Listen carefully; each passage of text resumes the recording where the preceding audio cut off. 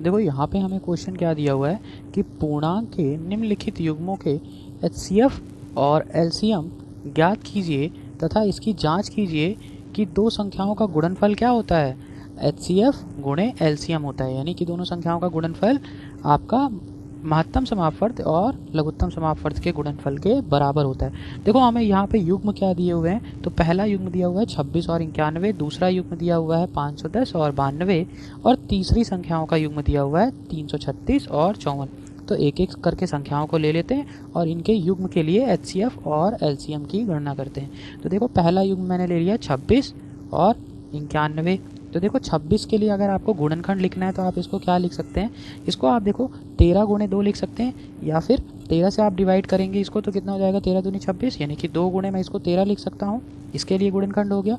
ठीक है, अब अगर 91 के लिए आप देखें तो क्या लिख सकते हैं आप 13 गुणे 7 लिख सकते हैं, यानी कि 13 सते 91 होता है, तो 7 गुणे आपने यहाँ पर 13 लिख लिया। अब अगर आपको एचसीएफ निकालना है या एलसीएम निकालना है तो देखिए एचसीएफ क्या होता है। एचसीएफ देखिए यहाँ पर कौन सी ऐसी संख्या है जिसका जो गुणनखंड है जो कि उभय है दोनों और जो कि अधिकतम है, तो देखो 13 है। ठीक है, तो यहाँ पर मेरा एचसीएफ क्या हो जाएगा, यहाँ पर 13 हो जाएगा। ठीक है, अगर मैं एलसीएम की बात करूँ यानी कि लघुत्तम समापवर्त, तो वो क्या हो जाएगा, दोनों संख्याएं कौन कौन सी संख्या भिन्न है, देखो गुणनखंड कौन कौन से भिन्न है, तो 2 और 7, तो 2 गुणे 7 कर देंगे और हमारा 13 आ जाएगा। ठीक है, तो आप अगर इसको आप हल करेंगे तो आपका लघुत्तम समापवर्त मेरा कितना आ जाएगा, देखो यहाँ पर आ जाएगा 2 गुणे 7 यानी कि 14 और 14 गुणे 13 करेंगे तो ये आ जाएगा 182। ठीक है, अब मुझे यहाँ पर लघुत्तम समापवर्त और महत्तम समापवर्त मिल गया है, तो मैं क्या बोल सकता हूँ, दोनों संख्याओं का गुणनफल जो होगा वो क्या होगा, इनके गुणनफल के बराबर होगा, यानी कि लघुत्तम समापवर्त और महत्तम समापवर्त के गुणनफल के बराबर होगा। तो मैं लिख सकता हूँ 26 गुणे 91 की जो वैल्यू होगी वो क्या होगी, आपके 13 गुणे 182 के बराबर होगी, यानी कि एचसीएफ गुणे एलसीएम के बराबर होगी।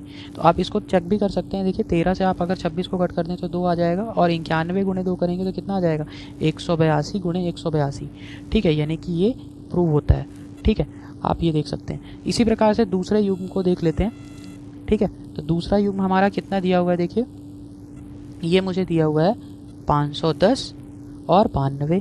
ठीक है, 510 और 92, तो 510 और 92 का हम गुणनखंड कर लेते हैं।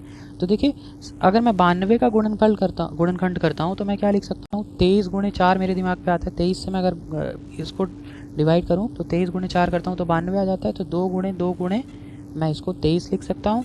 ठीक है, यानी कि और 510 को अगर मैं देखूँ तो मैं क्या कर सकता हूँ, 2 से अगर मैं भाग देता हूँ तो ये कितना आ जाएगा 255। ठीक है, 255 को मुझे किससे भाग देना पड़ेगा 310 से, तो 2 गुणे 3 और फिर मैं किससे भाग दूंगा 5 से, 2 गुणे 3 गुणे 5 और गुणे 17 आ जाएगा। आप गुणनखंड कर सकते हैं। ठीक है, तो ये मेरा गुणनखंड आ गया।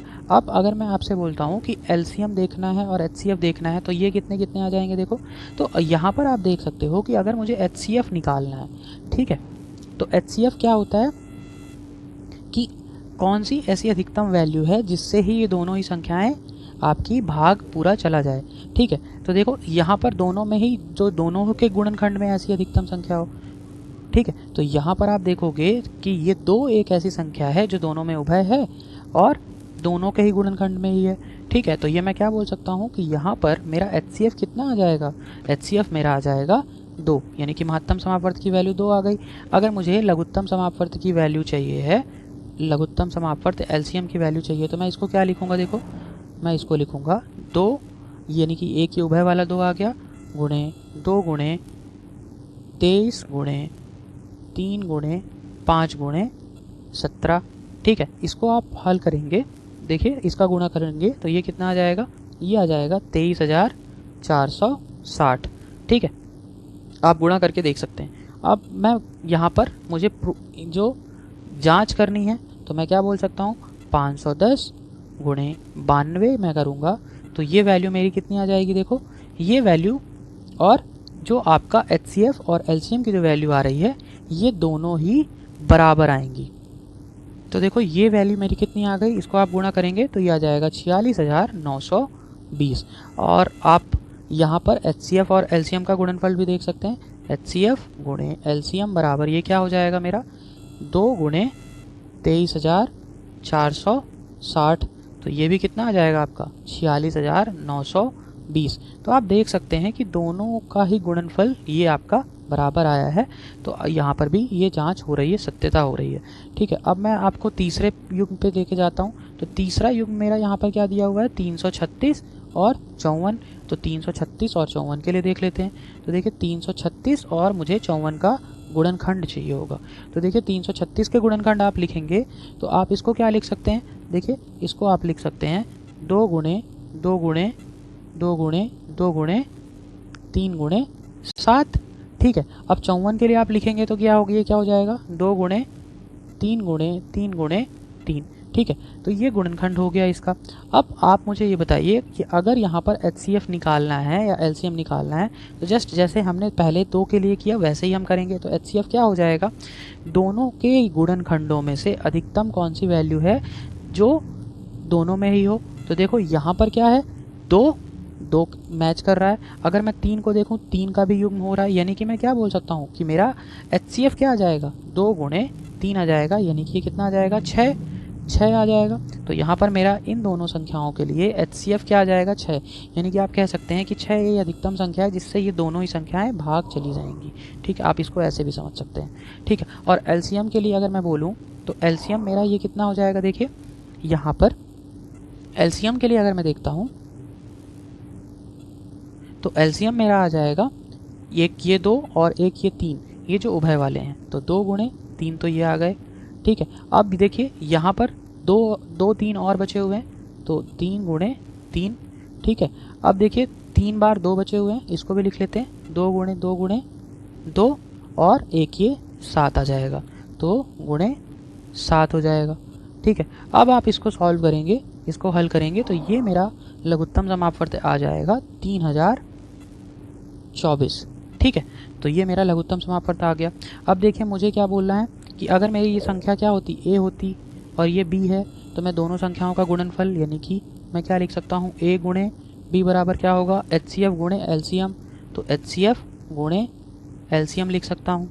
तो देखिए यहाँ से आप देख सकते हैं कि 336 गुणे आपने 54 किया तो जो वैल्यू इसकी आ रही है वही वैल्यू आपकी किसकी आएगी 6 गुणे 3024 की। ठीक है, तो ये दोनों ही संख्याएं समान आएंगी। देखिए इसको आप ऐसे भी कर सकते हैं, या तो आप गुणा करके देख लें या फिर 6 को अगर मैं 336 को अगर मैं 6 से भाग दे दूं तो ये कितना आ जाएगा 56 आ जाएगा, और 56 गुणे आप 54 करेंगे तो ये आपका 3024 ही आ जाएगा। तो आप देख सकते हैं कि 3024 बराबर क्या हो जाएगा 3024 लिख सकते हैं, या फिर आप गुणा करके भी देखते तो उतना ही आता। तो ये आप कह सकते हैं कि यहाँ पर जाँच हो रही है और ये प्रूव हो रहा है। तो आपने यहाँ पर मेन कंक्लूजन आपका क्या निकला कि दोनों संख्याओं का जो गुणनफल होता है, ठीक है, अगर 2 संख्याएं A और B दे रखी हैं तो इनका जो गुणनफल होगा उनके महत्तम समापवर्त यानी कि HCF और उनके लघुत्तम समापवर्त दोनों के गुणनफल के बराबर होगा। ठीक है, ये आपका बहुत ही इम्पॉर्टेंट कंक्लूजन है। Thank you.